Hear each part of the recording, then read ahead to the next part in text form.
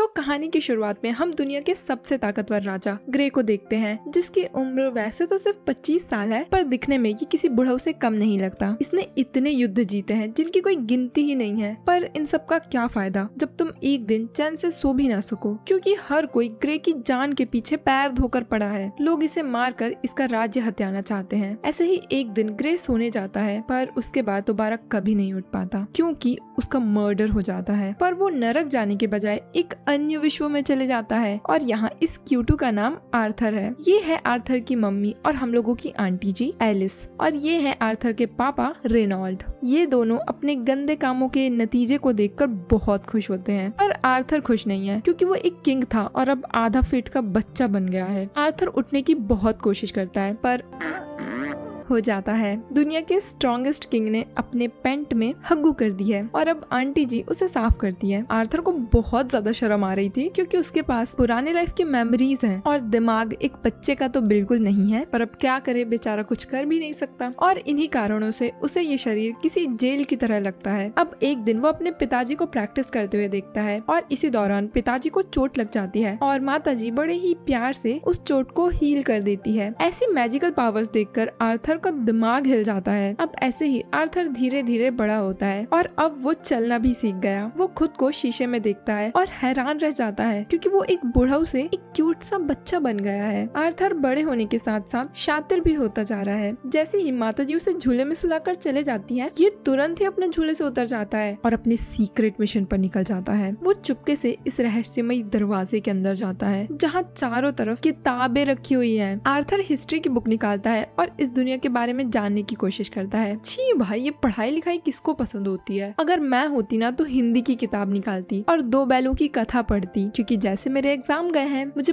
पता है मुझे दोबारा एग्जाम देना पड़ेगा। सो ये लोग टिकैथन नामक एक देश में रहते हैं, जिसमें मेनली 3 किंगडम्स हैं। पहला डार्व किंगडम, जहाँ डॉर्व्स रहते हैं, मतलब बोने लोग। दूसरा एलेनॉयर किंगडम, जहाँ सारे एल्फ्स भरे पड़े हैं। और तीसरा सेपिन किंगडम, जहाँ सिर्फ इंसान रहते हैं, और आर्थर भी यहीं रहता है। यहाँ राजगद्दी राजा के वंशजों को मिलती है, पर आर्थर की पिछली लाइफ में ऐसा नहीं होता था। वहाँ जिसने राजा को मार दिया वही राजा बन गया, और इसी चक्कर में आर्थर की भी मृत्यु हो गई थी। अब आर्थर जादू की किताब निकालता है। मैजिक करने के लिए किसी भी इंसान के अंदर माना होना चाहिए, जो कि 100 में से एक बंदे के पास होता है। इस माना को 2 तरीके से इस्तेमाल किया जा सकता है। पहला ऑगमेंटिंग और दूसरा कंजरिंग। ऑगमेंटिंग में लोग माना का इस्तेमाल करके अपनी स्ट्रेंथ बढ़ाते हैं। इससे इनका शरीर और ज्यादा स्ट्रॉन्ग हो जाता है और अटैक भी पावरफुल होते हैं। पर कंजरिंग में लोग माना से जादू करते हैं। ये माना एक कोर से रिलीज होता है, जिसे माना कोर कहा जाता है। मैं तो कहती हूँ कहीं लिख लो, यूपीएससी में ना पूछ ले। आर्थर की पिछली लाइफ में माना की तरह की होती थी। अपनी पिछली लाइफ के ज्ञान का उपयोग करके आर्थर अपने माना कोर पर फोकस करता है, और वो इसमें सफल भी हो जाता है। पर उसकी आई उसे ढूंढ लेती है, और अब हम सबको पता चल जाता है दुनिया के स्ट्रॉन्गेस्ट हीरो ने अपने पेंट में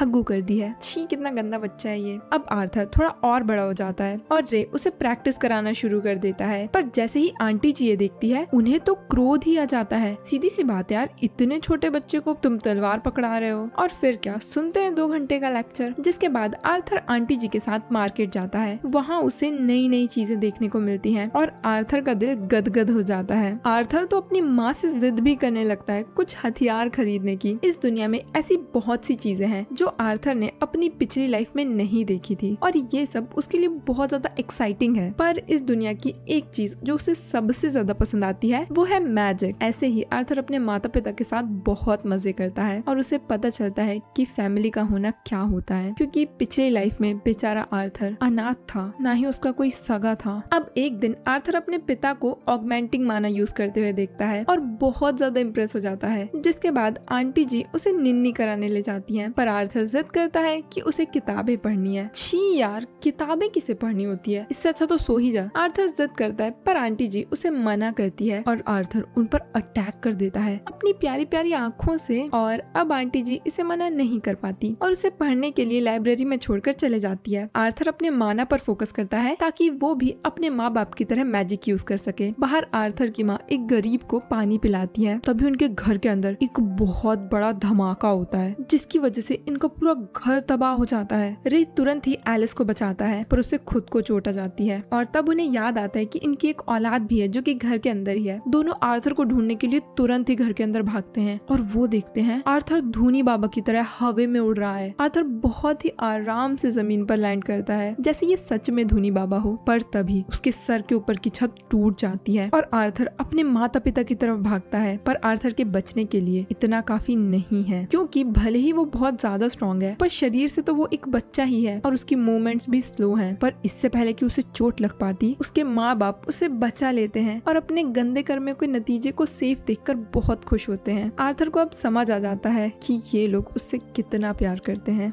जो आर्थर ने पिछली लाइफ में कभी नहीं देखा और ये चीज ना ही किसी किताब में लिखी है। जिसके बाद हम आर्थर की पिछली लाइफ का एक फ्लैशबैक देखते हैं जहाँ किंग ग्रे के सामने एक बंदे को पेश किया जाता है जिसने ग्रे को मारने की कोशिश करी थी पर नाकाम हो गया। यहाँ इसके बीवी और बच्चे भी हैं। अब ये ग्रे के सामने बहुत गिड़गिड़ाता है, साहब गलती मुझसे हुई है, मुझे सजा दो, पर मेरे बीवी बच्चों को जाने दो, इसमें उनका कोई कसूर नहीं है। तभी ग्रे अपनी तलवार बाहर निकालता है और उस पर हमला कर देता है। पर ये क्या, ये तो जिंदा है। दरअसल ग्रे ने इसे जिंदा छोड़ दिया और इसके बीवी और बच्चे दोनों को मार दिया। ये देखकर इसे जरा भी दुख नहीं होता, उल्टा इसे खुशी होती है कि कम से कम ये तो जिंदा बच गया। और वैसे भी अगर इसके बीवी बच्चे जिंदा बच भी जाते और वापस अपने घर जाते तो समाज उन्हें वैसे भी जीने नहीं देता। अब प्रेजेंट में पिताजी आर्थर को ट्रेनिंग कराने के लिए ग्लव्स देते हैं, पर आर्थर सिर्फ एक लकड़ी की तलवार इस्तेमाल करता है और अपने प्यार से पिताजी के साथ फाइट करता है। पिताजी अपने माना को अपनी स्वॉर्ड में इकट्ठा करते हैं और उन्हें देखकर आर्थर भी सेम ऐसे ही करता है। ये देखकर पिताजी आश्चर्यचकित रह जाते हैं। अगले ही क्षण आर्थर अपनी तलवार लेकर अपने पिताजी की ओर आक्रमण कर देता है। ये हमला अत्यंत प्रभावशाली होता है एवं इससे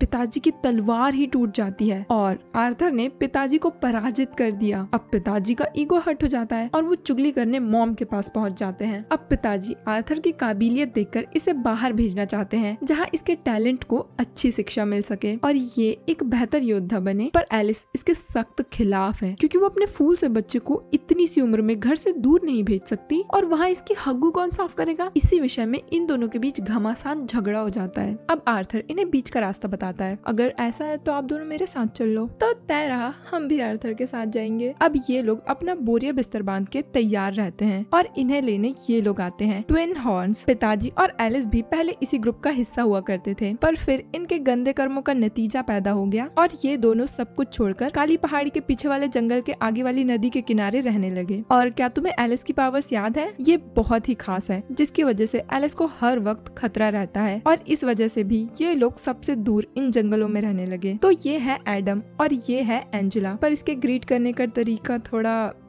कैजुअल नहीं है, बेचारे को सांस लेते भी नहीं बन रहा। तो ये है वॉकर, इसका नाम है जैस्मिन और इसका हेलन। जान पहचान बुद्धिमान महान करने के बाद ये लोग अपना सफर शुरू करते हैं। आर्थर को इस घोड़ा गाड़ी में बहुत मजा आता है। हालांकि पिछले जन्म में ये उड़ने वाली कार्स में घूमा करता था, पर अब ये भी ठीक है, पर ये मुझे घोड़ा जैसा तो नहीं लग रहा, पता नहीं क्या है। अब ये लोग विश्राम करने के लिए एक जगह पर रुकते हैं और आज रात यहीं बिताएंगे। मस्त कैंप फायर जलाकर ये लोग अपना ब्रेकफास्ट लंच एंजॉय करते हैं, जिसके बाद एडम अपना खाना पचाने के लिए आर्थर के साथ एक बैटल करता है और लड़ने के लिए पूरे फॉर्म में आ जाता है। पर आर्थर भी पीछे नहीं हटता, वो भी अपना माना चैनलाइज कर लेता है और सीधा ही एडम पर अटैक करने बढ़ता है। तभी अचानक से वो एडम के पीछे आ जाता है, पर आर्थर इतना भी फास्ट नहीं। अब ये दोनों स्वॉर्ड से फाइट करते हैं। तभी एडम आर्थर पर जोर से हमला कर देता है, जिससे आर्थर उड़ ही जाता है। पर इससे पहले कि वो जमीन पर घुसता, एंजेला अपने मैजिक से उसे बचा लेती है। सभी लोग एडम पर भड़कने लगते हैं, अभी तो पागल वागल है, 4 साल के बच्चे पर इतना पावरफुल अटैक क्यों कर रहा है, उसे कुछ हो जाता तो। इधर आर्थर के पास जैस्मिन आती है और उससे पूछती है, तुमने वो कैसे किया, क्या तुम मुझे भी वो सिखा सकते हो? ये किस चीज की बात कर रही है वो तो मुझे नहीं पता। ऐसे ही रुकते रुकाते, हंसते हंसाते, खेलते खिलाते ये लोग अपना सफर जारी रखते हैं। इस बीच आर्थर सभी से कुछ न कुछ बहुत कुछ सीखता भी है और साथ ही जैस्मिन को वो सिखाता है। ऐसे ही आर्थर का बर्थडे भी आ जाता है और जैस्मिन गिफ्ट के तौर पर उसे एक डैगर देती है जिसमें एक स्ट्रिंग भी होती है। मेरे जैसी एक फट्टू इंट्रोवर्ट को आर्थर के साथ इतना घुलता मिलता देखकर सभी को बहुत खुशी होती है और ये लोग फिर से अपना सफर जारी करते हैं। पर थोड़ी ही दूर चलने पर इन्हें लुटेरों की एक गैंग रोक लेती है और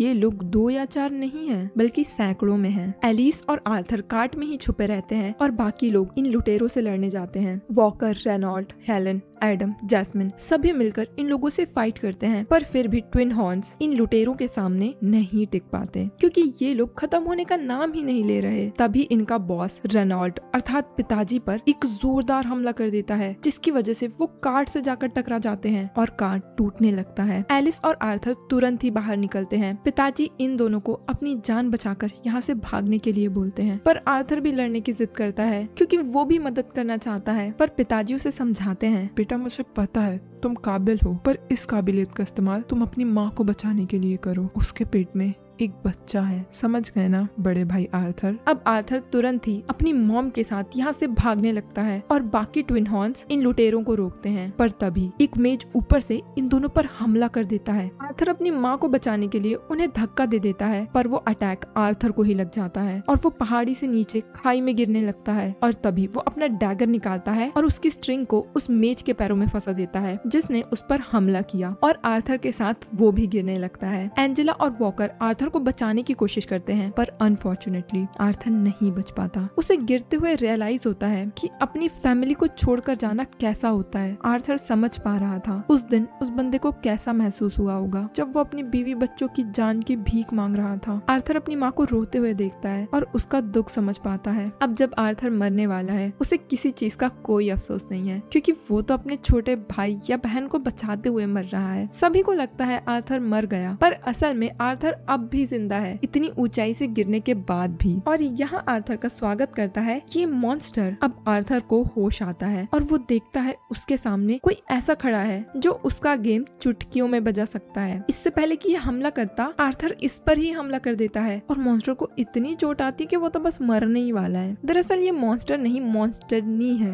मतलब लड़की है, और इसका नाम सिल्विया है। ये खुद को आर्थर का दोस्त बताती है। हो सकता है पिछले जन्म में दोनों साथ में गिल्ली डंडा खेलते हों। तो फिलहाल आर्थर एल्शायर फॉरेस्ट में है जहाँ बहुत खतरनाक जंगली जानवर रहते हैं और यहाँ लुटेरों का भी खतरा है। सिल्विया आर्थर को कुछ तोड़ कर देती है और उसे खाने को बोलती है। आर्थर इन्हें खा लेता है क्योंकि बेचारा बहुत भूखा था और इतनी ऊंचाई से गिरने के बाद उसे बहुत चोट भी आ गई थी। आर्थर सबसे पहले ये पूछता है कि उसके माता पिता कैसे हैं। सिल्विया बताती है ट्विन हॉर्स ने सभी लुटेरों को हरा दिया था और वो आगे बढ़ गए। ये जानकर आर्थर को बहुत खुशी होती है, पर वो अपने माँ बाप के पास वापस भी जाना चाहता है। अब ऐसे ही दिन बीतते जाते हैं। आर्थर अभी तो सिल्विया के साथ ही है। आर्थर यहीं जागता है, यहीं सोता है, यहीं खाता है, यहीं हग्गू का तो नहीं पता। तो सिल्विया ने आर्थर के वापस जाने का इंतजाम कर दिया है। साथ ही वो आर्थर को एडवांस्ड मैजिक भी सिखाती है। भले ही दिखने में ये मेरी बहन की तरह एक डरावनी चुड़ैल मॉन्स्टर लग रही है, पर दिल की बहुत साफ है। सिल्विया चाहती है आर्थर अपनी पावर का इस्तेमाल किसी से बदला लेने के लिए नहीं करे, बल्कि मासूम लोगों को प्रोटेक्ट करने के लिए करे। और आर्थर इस चीज का वादा करता है कि वो हमेशा मासूमों की मदद करेगा और कभी भी अपनी शक्तियों का गलत इस्तेमाल नहीं करेगा। जिसके बाद सिल्विया उसकी क्लासेस स्टार्ट कर देती है। अपनी पुरानी लाइफ के एक्सपीरियंस की मदद से आर्थर इसे बहुत जल्दी मास्टर कर लेता है। जिसके बाद हम एक दूसरे ही मॉन्स्टर को देखते हैं। तभी सिल्विया आर्थर को एक चांटा लगाती है और कुछ पत्थरों के अंदर बंद कर देती है और आर्थर को शांत रहने बोलती है। तभी यहाँ वो दूसरा मॉन्स्टर आ जाता है और सिल्विया को अपने साथ चलने के लिए बोलता है, पर सिल्विया उसे साफ मना कर देती है और मॉन्स्टर उस पर हमला कर देता है, जिससे सिल्विया को काफी चोट आ जाती है। पर फिर भी वो हार नहीं मानती और अपने असली फॉर्म में आने लगती है। सिल्विया का कवच धीरे धीरे टूटने लगता है, जिसके बाद पता चलता है सिल्विया एक रेड ड्रैगन है। आर्थर भी पत्थरों के पीछे से सब देखता है। अब सिल्विया अपना अटैक करती है जो कि बहुत ही ज्यादा खतरनाक होता है, पर इस फॉर्म में आने के बाद सिल्विया आगे का जीवन नहीं जी सकती, मतलब अब वो मर जाएगी। पर आर्थर के लिए उसे ये भी मंजूर है। ये दोनों ही एक दूसरे पर अटैक करते हैं, पर तभी सिल्विया वक्त रोक देती है और आर्थर के जाने के लिए एक पोर्टल ओपन करती है। इतने दिनों तक सिल्विया के साथ रहने से आर्थर को भी सिल्विया से लगाव हो जाता है और वो उसे छोड़कर नहीं जाना चाहता। तभी सिल्विया आर्थर को एक सुनहरा अंडा देती है, साथ ही उसे वो अपना एक पंख भी देती है। आर्थर के लिए ये एक गिफ्ट की तरह है। जिसके बाद वो आर्थर को एक चुम्मी भी देती है, जिससे आर्थर के दोनों हाथों पर कुछ निशान बन जाते हैं। ऐसा ही एक सिमिलर मार्क सिल्विया की बॉडी पर भी है और मुझे लगता है इन दोनों के बीच एक कॉन्ट्रैक्ट फॉर्म हो गया है। जाने से पहले आर्थर सिल्विया को अपनी नानी रानी कहकर बुलाता है, जो कि सिल्विया को बहुत पसंद आता है। और अब आर्थर उस पोर्टल से दूसरी तरफ चले जाता है, सिल्विया को पीछे छोड़कर। जिसके बाद सिल्विया टाइम को कंटिन्यू करती है और उस मॉन्स्टर के हमले से जख्मी हो जाती है। और जैसे ही मॉन्स्टर सिल्विया के पास आता है उसे देखने के लिए कि क्या ये जिंदा है, सिल्विया उस पर अटैक करके उसे खत्म कर देती है। पर पता नहीं सिल्विया जिंदा है कि नहीं। पर आर्थर पोर्टल के थ्रू एक जंगल में पहुंच जाता है और यहाँ भी वो बस सिल्विया को ही याद कर रहा है। तभी उसे एक लड़की के चीखने की आवाज आती है, जिसे कुछ लुटेरों ने बंदी बना रखा है और वो इसे बेचने के लिए शहर लेकर जा रहे हैं, क्योंकि ये एक एल्फ है और यहाँ एल्फ्स की कीमत बहुत ज्यादा होती है। ये लोग शहर की तरफ बढ़ते हैं और आर्थर मोगली की तरह पेड़ों पर चढ़कर इनका पीछा करता है। ये लोग विश्राम करने के लिए एक जगह पर रुकते हैं और अपना टेंट वेंट लगाकर सोने चले जाते हैं। आर्थर की नजर इन जानवरों पर पड़ती है जिन्हें लुटेरों ने जादू से काबू कर रखा है, क्योंकि ऐसे जानवर किसी के पालतू नहीं होते। आर्थर इन पर पत्थर फेंकता है और ये तीनों आवाज करने लगते हैं, मैं कहाँ होगा, देख के तो आओ। अब एक बंदा देखने जाता है कि आखिर इन जानवरों को क्या हो गया और उन्हें शांत कराने के लिए ये उन्हें मारता भी है। तभी आर्थर इसके पीछे आ जाता है और इस पर अटैक कर देता है। इसे गए हुए काफी देर हो जाती है, इसीलिए दूसरा बंदा देखने आता है और आर्थर चालाकी से इसे भी डाउन कर देता है। फिर तीसरा बंदा भी आता है और इसका भी यही हाल होता है। जिसके बाद इनका बॉस आता है। ये बाकियों की तरह लल्लू पल्लू नहीं है, ये अपने जादू से आर्थर पर अटैक करता है, पर आर्थर उससे बच जाता है। अब इन दोनों के बीच फाइट होने लगती है और बॉस के अटैक से आर्थर 10 फीट दूर जाकर गिरता है। अब बॉस आर्थर को उल्टा लटका देता है, क्योंकि आर्थर हार चुका है। पर तभी वो बॉस के पैरों पर फायर मैजिक से अटैक कर देता है और फिर आर्थर अपने डैगर से बॉस की मोटी बुद्धि पर चाकू मार देता है और वो मर जाता है। जिसके बाद आर्थर बाकियों को भी मार देता है और फिर वो इस लड़की को भी आजाद कर देता है और इसे अपने घर जाने बोलता है। पर इसे तो अकेले डर लग रहा है और ये एक दूसरे किंगडम तक अकेले कैसे जाएगी। जल्द ही आर्थर को भी ये समझ आ जाता है और वो जैसी की मदद करने के लिए तैयार हो जाता है। जाने से पहले जैसी इन जानवरों को आजाद कर देती है और लकीली ये जानवर इन दोनों को कोई हानि क्षति नहीं पहुंचाते। अब ये दोनों एलेनोर किंगडम के लिए अपना सफर तय करते हैं, क्योंकि जैसी भी वहीं से आई है। ये लोग रास्ते में रुककर खाना पीना डिनर करते हैं और इतने दिनों तक सिल्विया के साथ रहकर आर्थर भी सिल्विया की तरह ही जैसी की केयर करने लगता है। कई दिनों तक चलते चलते इन दोनों के बीच दोस्ती भी होने लगती है। रात में सोने के लिए ये लोग टेंट लगाते हैं। आर्थर जैसी को सोने भेजता है, जबकि वो बाहर रहकर पहरेदारी करेगा, पर जैसी को ये मंजूर नहीं। वो चाहती है आर्थर भी उसके साथ टेंट के अंदर चले, क्योंकि उसे अकेले डर लग रहा है। आर्थर उसे बहुत समझाता है, जैसी को अकेले नींद ही नहीं आती और आखिरकार वो आर्थर को अंदर ले ही लेती है और ऐसे ही बातें करते करते ये लोग पूरी रात गुजार देते हैं। अगले दिन दोनों अपना सफर जारी रखते हैं। पहाड़, नदी, जंगल, 7 समुंदर पार करके एलेनोर किंगडम की तरफ बढ़ते हैं। तभी अचानक से आर्थर के मानाकोर पर बहुत तेज दर्द उठता है। जैसी कुछ चिंता होने लगती है और वो तुरंत ही कुछ जड़ी बूटी लेने चले जाती है। आर्थर को बहुत ज्यादा दर्द होता है और ये दर्द हर थोड़ी देर में आ रहा था। आर्थर एक पेड़ के नीचे आराम से बैठता है, पर तभी उसके पास वही जानवर आता है। आर्थर बहुत ज्यादा डर जाता है, क्योंकि इस हालत में वो खुद को बचा भी नहीं सकता। तभी जैसी भी वापस आ जाती है। आर्थर उसे तुरंत ही भागने को कहता है, पर ये जानवर इन्हें कुछ नहीं करता और इसने इनके लिए एक गिफ्ट लाया है, मेरी बहन को मारकर। RIP बहन। वो मेरी बहन को यहीं रखकर चला जाता है। दरअसल इन लोगों ने उसकी जान बचाई थी, इसलिए ये शुक्रिया अदा कर रहा है। अब डिनर में ये लोग मेरी बहन को ही पका कर खा जाते हैं और देखने से लग रहा है टेस्टी तो रही होगी। साथ ही जैसी आर्थर को एलेनोर किंगडम के फेमस मशरूम खिलाती है, जिससे आर्थर का पेट थोड़ा गड़बड़ हो जाता है।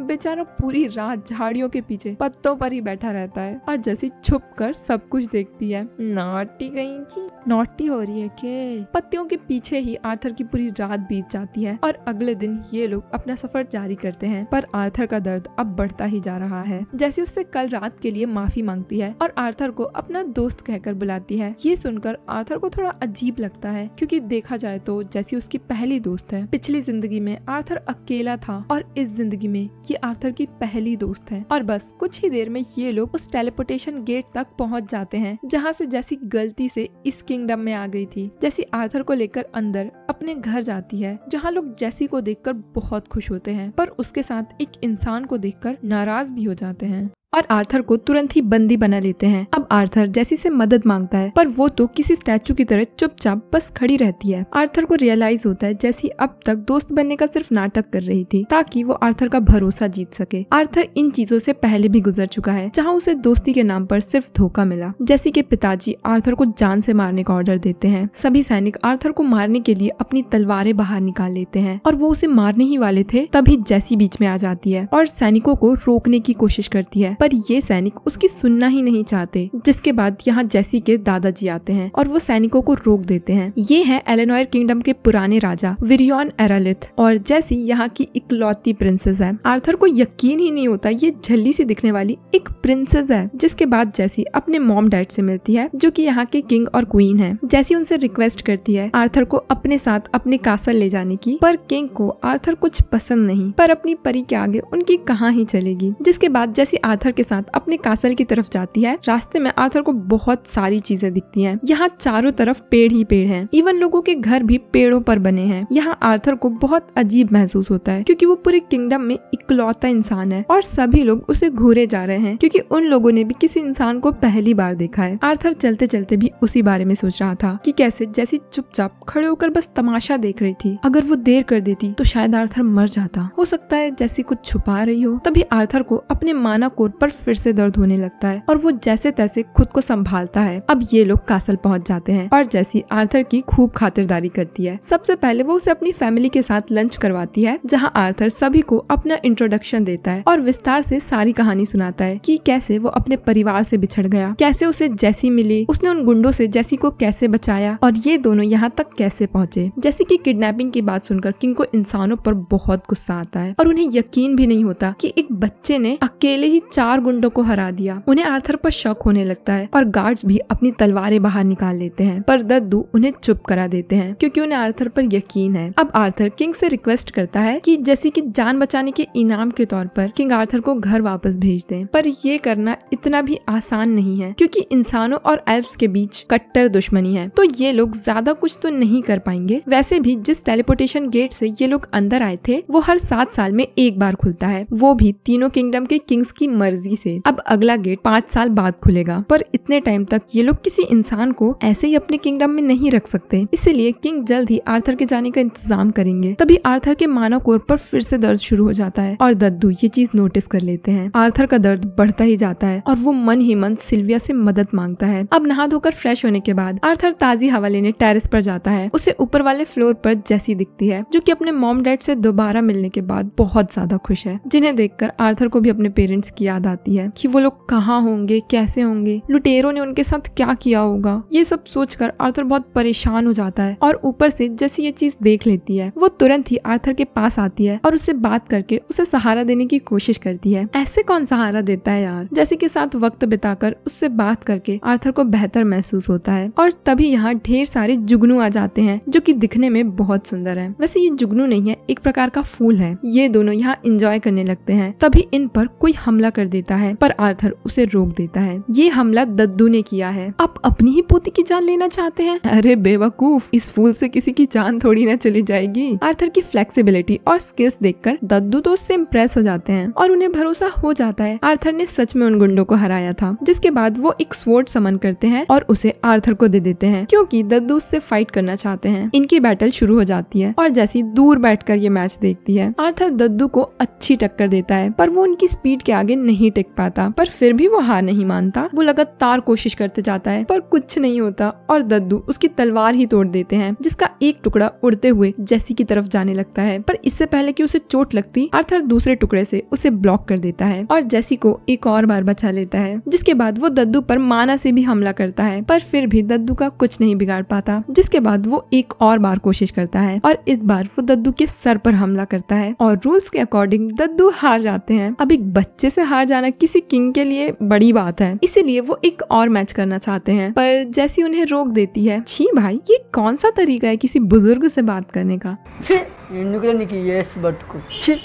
दद्दू आर्थर से इम्प्रेस हो जाते हैं और उसे अपना शिष्य बनाना चाहते हैं, पर इस चीज के लिए आर्थर थोड़ा हिचकिचाता है क्योंकि फिलहाल उसे बस अपने पेरेंट्स की चिंता है, जिसके लिए दद्दू के पास एक तरकीब है जिससे आर्थर अपने पेरेंट्स से बात कर सकता है और उन्हें इन्फॉर्म कर सकता है कि वो अभी ठीक है। तभी आर्थर के मानाकोर पर अचानक से बहुत तेज दर्द होता है और वो अपने घुटनों पर आ जाता है। दद्दू आर्थर को ऑफर देते हैं कि आर्थर उनका शिष्य बन जाए वरना वो मर जाएगा। इतने में आर्थर बेहोश हो जाता है, जिसके बाद वो अपने सामने एक डीमन को देखता है। आर्थर को समझ नहीं आता ये डीमन सच में यहाँ है या आर्थर की इमेजिनेशन है। डीमन धीरे धीरे आर्थर के पास आता है पर आर्थर खुद को हिला तक नहीं पाता। तभी अचानक से उसकी नींद खुलती है और उसके ऊपर ये डीमन बैठी हुई है। आर्थर अब तक सपना देख रहा था और जैसे कि इस हरकत से आर्थर को शर्म भी आने लगती है। ये बच्ची कुछ ज्यादा ही नॉटी नहीं हो रही? वैसे ये भी कम नहीं है, ये भी अपने कपड़े उतारने लगता है क्योंकि इसे नहाने जाना है। तुम लोग भी यार कुछ भी सोचने लगते हो, बच्चा है अभी वो। आर्थर जेसी का मजाक उड़ाता है और वो आर्थर को चिमटी काट देती है, जिसके बाद आर्थर दद्दू के पास जाता है जो कि उसे अपने किसी दोस्त से मिलवाना चाहते हैं। पर किंग को ये बात हजम नहीं होती कि आखिर दद्दू का बिहेवियर उस इंसान के लिए इतना अच्छा क्यों है। इनफैक्ट उसे तो यहाँ होना भी नहीं चाहिए, उसे तो यहाँ से भगा देना चाहिए। जेसी कहती है पर उसी ने तो मेरी जान बचाई है, आज मैं यहाँ जिंदा खड़ी हूँ सिर्फ आर्थर की वजह से। पर उसके डैड उसे डांट कर चुप करा देते हैं और बड़ों के बीच में बोलने से मना करते हैं। पर तभी दद्दू उन्हें ही डांट देते हैं क्योंकि क्या हुआ अगर वो जेसी का बाप है, फिर तो दद्दू उसका भी बाप है। जिसके बाद ये तीनों एक घोड़ा गाड़ी में सवार होकर यहाँ से निकल जाते हैं। रास्ते में जेसी को नींद आ जाती है और वो आर्थर के कंधे पर ही सो जाती है क्योंकि वो सुबह जल्दी उठ गई थी, इस डर से कि कहीं दद्दू उसे छोड़कर ना चले जाएं। जेसी एरालिथ फैमिली की इकलौती वारिस है और अगली राजकुमारी भी है, जिस वजह से वो हमेशा लोगों से दूर रही ताकि वो सेफ रह सके। इस वजह से उसका कभी कोई दोस्त नहीं बन पाया, पर वो आर्थर के साथ कुछ ज्यादा ही कंफर्टेबल है और आजकल वो कुछ ज्यादा ही खुश नजर आती है, जिसका मतलब वो आर्थर को सच में अपना दोस्त मानती है। और अब दद्दू को भी आर्थर पर भरोसा है। कुछ ही देर में ये लोग अपनी मंजिल पर पहुंच जाते हैं। दद्दू जाते ही दरवाजा नॉक करते हैं। ये कौन सा तरीका होता है दरवाजा नॉक करने का। थोड़ी देर में वो फ्रेंड भी ऐसे ही दरवाजा खोलती है तो ये है रीनिया, एक खास जादूगर। रीनिया किसी भी इंसान का पास्ट और फ्यूचर दोनों देख सकती है। अब ये लोग घर के अंदर जाते हैं जहाँ चारों तरफ लाइब्रेरी बनी हुई है। मुझे समझ नहीं आता लोगों को पढ़ने लिखने का क्या शौक होता है, और एक मैं हूँ जिसे पढ़ना ना पड़े इसलिए मैं ये वीडियो बना रही हूँ। दरअसल ये लोग यहाँ इसलिए आए हैं ताकि आर्थर अपने पेरेंट्स से बात कर सके और इसमें रीनिया उसकी मदद करेगी। ये लोग अपना कार्यक्रम शुरू करते हैं। रीनिया के बताए अनुसार आर्थर पानी के अंदर देखता है और अपने मन में एलिस और रेनॉल्ड को याद करता है। दूसरी तरफ हम एलिस और रेनॉल्ड को देखते हैं। जब आर्थर नीचे गिर गया था तब एलिस बहुत परेशान हो जाती है क्योंकि उसने अपने इकलौते बच्चे को खो दिया था, और रेनॉल्ड भी अपना गम भुलाने के लिए रात के 2-2 बजे तक दारू पीने लगा। उसके दोस्त उसे समझाने की बहुत कोशिश करते हैं पर आर्थर को खोने का गम इन्हें जीने नहीं देता। साथ ही इन लोगों ने लुटेरों को हरा दिया था, जिसके बाद वो शहर की तरफ आगे बढ़ गए। एलिस और रेनॉल्ड को छोड़ने के बाद बाकी ट्विन हॉर्न्स वापस चले गए। शहर आकर रेनॉल्ड एक सोल्जर बन गया ताकि वो 4 पैसे कमा सके और अपना परिवार पाल सके। जिसके बाद उसने शहर में एक घर भी ले लिया और एलिस और उसके बच्चे का अच्छे से ख्याल रखने लगा। पर आर्थर की याद इन्हें अब भी मायूस कर देती है। दोनों इमोशनल हो जाते हैं। तभी उन्हें ऊपर से आर्थर की आवाज सुनाई देती है। आर्थर इन्हें समझाता है वो एक मैजिक के थ्रू इनसे बात कर पा रहा है और फिलहाल वो एलेनॉर किंगडम में है और सही सलामत है, पर उसका शरीर अभी पूरे तरीके से ठीक नहीं हुआ है। जैसे ही वो tip top fine first class हो जाएगा वो तुरंत ही घर लौटेगा। ये सुनकर दोनों के दिलों को तसल्ली मिलती है। दूसरी तरफ आर्थर भी इमोशनल हो जाता है और उसका एक आंसू पानी में गिर जाता है, जिस वजह से इनका वीडियो कॉल कट जाता है। और अब आर्थर ने डिसाइड कर लिया है वो दद्दू का डिसाइपल जरूर बनेगा। इस बारे में किंग को भी बताया जाता है, पर वो आर्थर के अब भी खिलाफ हैं। वो तो ये भी नहीं चाहते कि आर्थर एलेनॉर किंगडम में रहे। जैसी उन्हें समझाती है आर्थर ने 2-2 बार उसकी जान बचाई है, क्या ये लोग उसके लिए इतना भी नहीं कर सकते। दद्दू भी आर्थर की जिम्मेदारी लेने को तैयार है कि अगर उसने कुछ भी उल्टा सीधा किया तो दद्दू उसे देख लेंगे, और एंड में किंग को मानना ही पड़ता है। जिसके बाद किंग और क्वीन खुद आर्थर से माफी मांगते हैं अपने बुरे बर्ताव के लिए और उसे यहाँ रहने की इजाजत भी देते हैं। आर्थर को समझ नहीं आता अचानक से ये दोनों कैसे बदल गए, पर दद्दू और जेसी के आगे इनकी कहां ही चलेगी। अब जेसी आर्थर को अपने साथ मार्केट लेकर जाती है जहाँ चारों तरफ बस दुकानें ही लगी हुई हैं। जेसी आर्थर को अपनी फेवरेट जगह लेकर जाना चाहती है, पर रास्ते में वो एक बच्चे से टकरा जाता है और तुरंत ही उससे माफी भी मांगता है, पर ये चिरकुट एटीट्यूड दिखाने लगता है। ए इंसानी कीड़े, मुझसे बचकर रहना तू। इसके साथ इसकी पूरी चिल्हर पार्टी आर्थर का मजाक उड़ाने लगती है। आर्थर सोचता है कौन है ये लोग,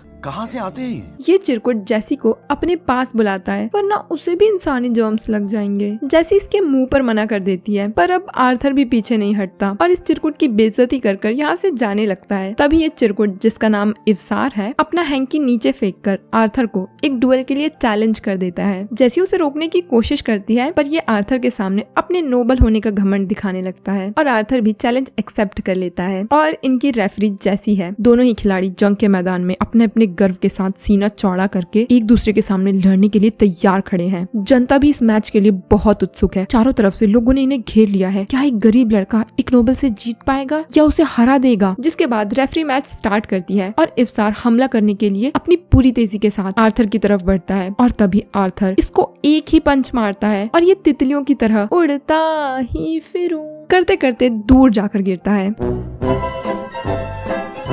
आर्थर को लगता है शायद उसने कुछ ज्यादा ही जोर से मार दिया, पर यार जितनी बड़ी बड़ी ये बातें कर रहा था, एटलीस्ट बंदे को होश में तो होना चाहिए था। जैसी तुरंत ही आर्थर को लेकर यहाँ से निकल लेती है। लगता है आज आर्थर के साथ जैसी को कुछ ज्यादा ही मजा आ रहा है। जिसके बाद ये लोग बहुत मजे करते हैं, खाते हैं, पीते हैं, लाइब्रेरी जाते हैं और आज जैसी आर्थर को अपना पूरा शहर घुमा देती है, क्योंकि कल से आर्थर की ट्रेनिंग स्टार्ट हो जाएगी, जिसके लिए आर्थर तो बहुत ज्यादा एक्साइटेड है और उसे देखकर जैसी भी एक्साइटेड हो जाती है। अब अगले दिन दद्दू आर्थर की ट्रेनिंग स्टार्ट करते हैं, जिसमें वो उसे बहुत कुछ सिखाते हैं और ऐसे ही 3 साल बीत जाते हैं और जैसी अब भी आर्थर को खुद ही उठाती है, उसे परेशान करके। और अब ये दोनों काफी बड़े हो चुके हैं, पर इनकी दोस्ती अब भी वैसी ही है। दोनों प्रैक्टिस भी साथ में ही करते हैं। देखो, जब कोई व्यक्ति अपने मानव को स्टेबलाइज कर लेता है तो वो फायर, वाटर, विंड और अर्थ जैसे एलिमेंट्स को यूज कर सकता है। एल्फ सिर्फ विंड मैजिक यूज कर सकते हैं और ड्वार्फ्स अर्थ और फायर मैजिक में माहिर होते हैं, पर इंसान वो चारों ही एलिमेंट्स यूज कर सकते हैं। हर एलिमेंट एक दूसरे से अलग और खास होता है। एक इंसान एक ही एलिमेंट यूज कर सकता है, पर कुछ रेयर केसेस में लोग एक से ज्यादा एलिमेंट भी यूज कर पाते हैं। अब जैसी दद्दू से पूछती है आर्थर उसकी तरह लड़ते वक्त अपना मैजिक क्यों नहीं यूज कर सकता। दद्दू बताते हैं आर्थर के माना कोर में एक बीस्ट विल भी है, जो कि फिजिकल बॉडी और माना कोर के बीच के बैलेंस को बिगाड़ता है और इसी वजह से आर्थर को चेस्ट में बार बार पेन होता है। ये बीस्ट विल श्योरली सिल्विया का ही है। अब इस बीस्ट विल वाले दर्द को ठीक करने के लिए दद्दू को आर्थर के माना और बॉडी को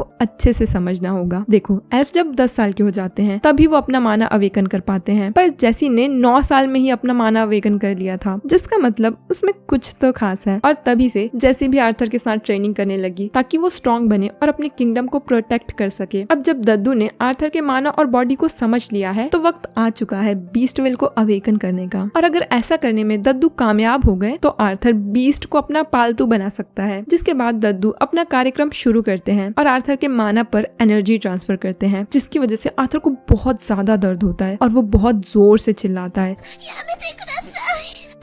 इसका इम्पैक्ट इतना ज्यादा होता है कि दद्दू और जैसी दोनों ही उठ जाते हैं। इवन आर्थर के कपड़े भी फट जाते हैं। थोड़ी देर बाद आर्थर शांत होता है और बेहोश होकर नीचे गिर जाता है। दद्दू उसे उठाकर कासल ले जाते हैं और काफी देर बाद उसे होश भी आ जाता है। अब आर्थर काफी बेहतर महसूस करता है। दद्दू पूछते हैं क्या आर्थर ने किसी बीस्ट को देखा। आर्थर बताता है उसने एक व्हाइट ड्रैगन मतलब सिल्विया को देखा। ये सुनकर दद्दू के होश उड़ जाते हैं, क्योंकि यहाँ ड्रैगन्स एग्जिस्ट ही नहीं करते। साथ ही दद्दू ने आर्थर के वापस जाने का इंतजाम भी कर दिया है। जो गेट 5 सालों बाद खुलने वाला था वो किसी वजह से अब 3 साल में ही खुल रहा है और अब से 4 महीने बाद आर्थर फाइनली अपने घर वापस चला जाएगा। ये सुनकर आर्थर को खुशी से ज्यादा गम होता है, क्योंकि उसे जैसी को छोड़कर जाना पड़ेगा। ये जानकर जैसी को भी बहुत दुख होता है। अब आर्थर अपने रूम में अकेला होता है और इसके पास वही जादुई अंडा है जो इसे सिल्विया ने दिया था। याद करो, मैंने बताया था ना तुम्हें। ये अंडा अचानक से टूटने लगता है और इसके अंदर से एक क्यूट सी ड्रैगन बाहर आती है। यार ये तो सच में बहुत ज्यादा क्यूट है। पर तभी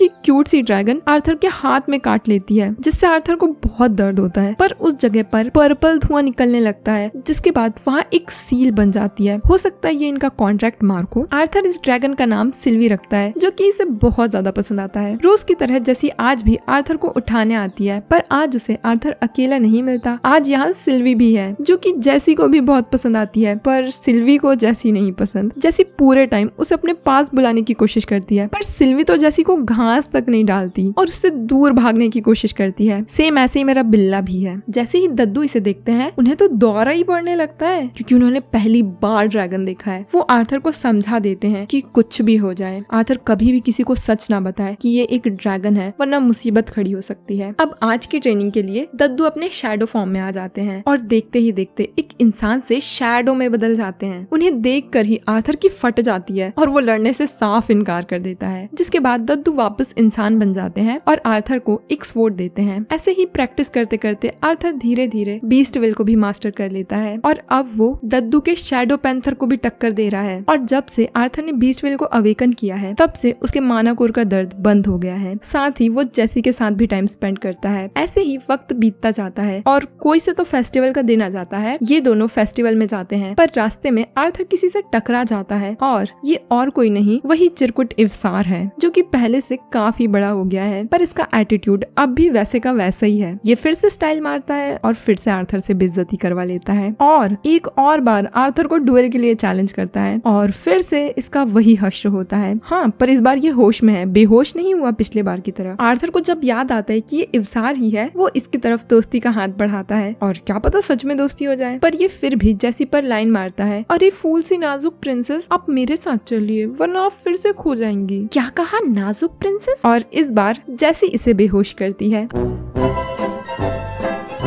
अब आर्थर जेसी को दूर लेकर जाता है और उसे समझाता है वो अपनी प्रजा पर ऐसे ही हाथ नहीं उठा सकती, वो एक प्रिंसेस है, उस पर इन सभी लोगों की जिम्मेदारी है। पर इस बात से जेसी को गुस्सा आ जाता है, क्योंकि अब आर्थर भी उसके पापा की तरह बात करने लगा है। जेसी नाराज होकर यहाँ से चले जाती है और अपने रूम में बैठकर रोती रहती है। उसे रोते रोते रात हो जाती है और तभी आधी रात को उसकी खिड़की खुलती है और वहाँ से बहुत सारे जुगनू अंदर आ जाते हैं। खिड़की की दूसरी तरफ आर्थर होता है, जो कि जेसी को मनाने आया है। आशिक की लड़ाई जा रही है। जिसके बाद ये दोनों चुपके से जंगल चले जाते हैं और तारों भरे आसमान के नीचे कैंप फायर लगाकर अपनी आखिरी शाम बिताते हैं। जेसी को बैठे बैठे नींद आने लगती है, पर वो जबरदस्ती खुद को जगाए रखती है ताकि वो आर्थर के साथ थोड़ा और समय बिता सके। जेसी चाहती है आर्थर हमेशा के लिए यहीं रुक जाए, पर ऐसा तो नहीं हो सकता ना। पर इससे पहले कि आर्थर कुछ कह पाता, जेसी सो जाती है। अगली सुबह आर्थर अपना सामान लेकर जाने के लिए तैयार हो जाता है। जाने से पहले दद्दू उसे एक कंपास देते हैं जिसमें एरालिथ फैमिली का क्रेस्ट बना है। इसकी मदद से आर्थर जब चाहे आसानी से एलेनोर किंगडम में आ सकता है। आर्थर को बाय बोलने पूरा गांव आया हुआ था, बस जेसी ही नहीं आती और अब आर्थर के जाने का समय हो जाता है। आर्थर जेसी का इंतजार भी करता है, पर उसे देर हो रही थी। तभी भागते हुए गिरते पड़ते जेसी आती है और आर्थर को अपना ध्यान रखने के लिए बोलती है। जिसके बाद ये दोनों हग करते हैं और जेसी इमोशनल हो जाती है। पर अब तक गेट भी खुल जाता है और आर्थर को जाना ही पड़ता है। गेट के थ्रू आर्थर सेपिन किंगडम वापस आ चुका है और यहाँ वो सबसे पहले अपने पेरेंट्स के नए घर जाता है। आर्थर बहुत नर्वस होता है, पर जैसे तैसे वो गेट नॉक करता है और गेट एक छोटी बच्ची खोलती है, जिसे देखकर आर्थर हैरान रह जाता है। तो ये है आर्थर की छोटी बहन एलेनोर। इतने में एलिस और रेनॉल्ड भी यहाँ पहुँचते हैं और इतने सालों बाद अपने बेटे को जिंदा देखकर उन्हें बहुत खुशी होती है। अब इसके आगे क्या होगा वो तो मैं अगले पार्ट में बताऊंगी, सो स्टे ट्यून्ड और सब्सक्राइब भी कर देना।